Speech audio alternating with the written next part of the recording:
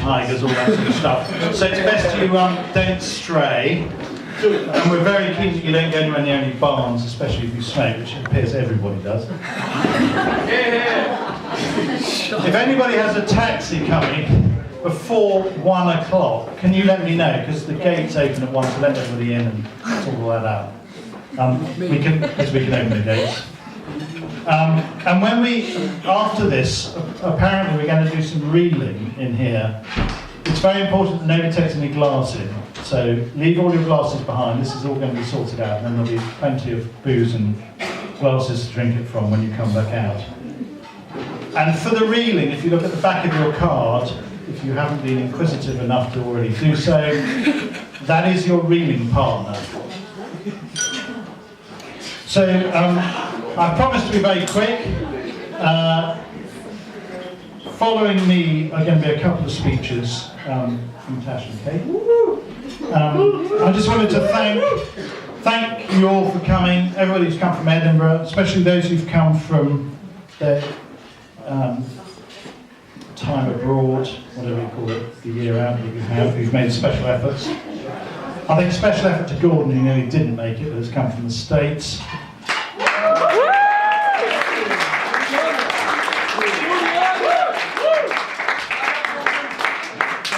He's one of those chaps who's always in doubt but turns up.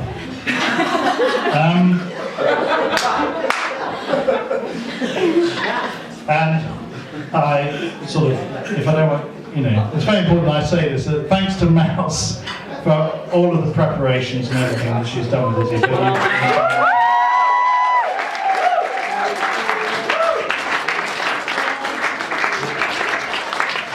So as we know, Izzy's a fairly contrary person, so she asked me to say something tonight, and then I spent the last week trying to persuade me not to say something.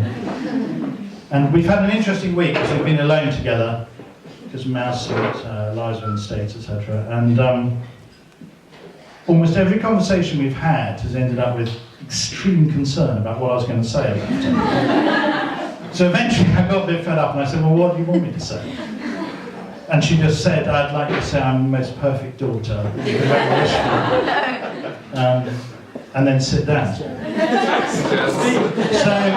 tempting as that is, I'm not going to do that. God, my eyes are terrible. I'm not going to comment on Izzy's love life and dubious recent past, because I gather that Tash and Katie are going to cover that in some depth. Izzy, though, Izzy is a special person, and I think special is a good word.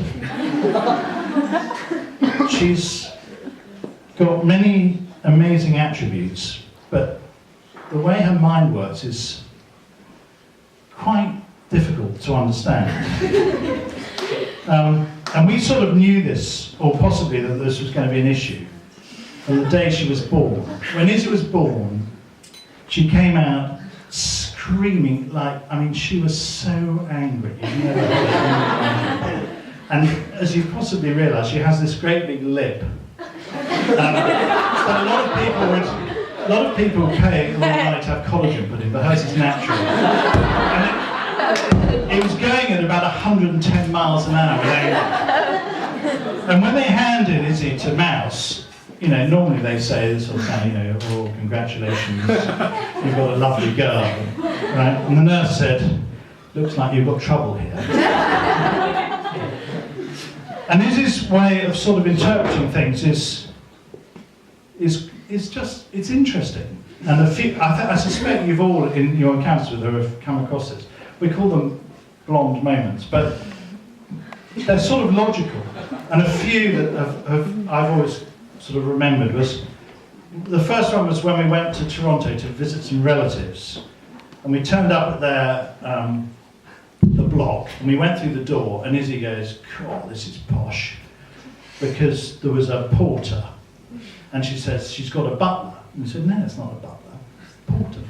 And then we get in the lift to go up to the 5th floor, and she says, this house is enormous. Absolutely never clocked it was a bottle of flats.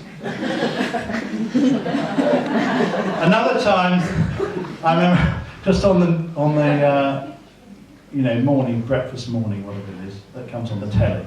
And there was some sort of hoo-ha about Lewis Hamilton getting done on the M25 going over 100 miles an hour and getting a speeding ticket. And she just said, well, that's ridiculous, he must get hundreds of those every Grand Prix.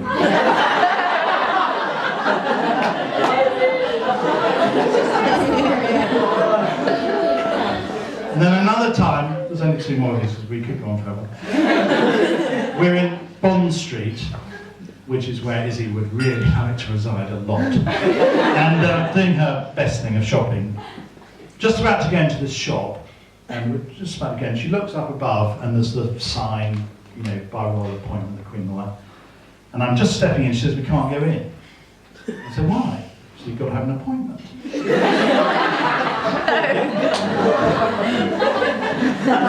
And the final one, which sort of is close to my heart, I fly a little plane, and we were flying somewhere, and over the radio came a sort of warning from the radar guy, said, you've got to look out for gliders, there's hundreds of gliders there's a competition on. And for a pilot, it's a real problem, gliders, because you can't really see them. And so I said to Izzy, look out, look for gliders like that. So we're all looking out, looking for gliders.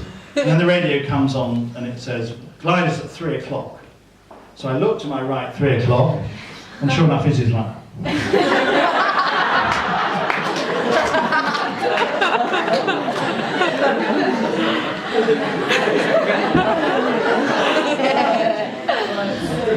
the thing about all of those stories is you can't question, they're incredibly logical.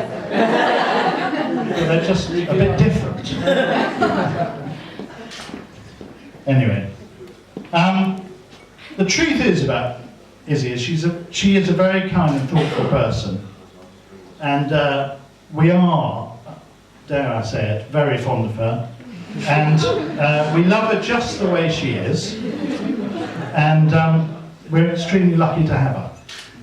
So with that, I'm going to hand you over to Tash and Katie to spill the dirt.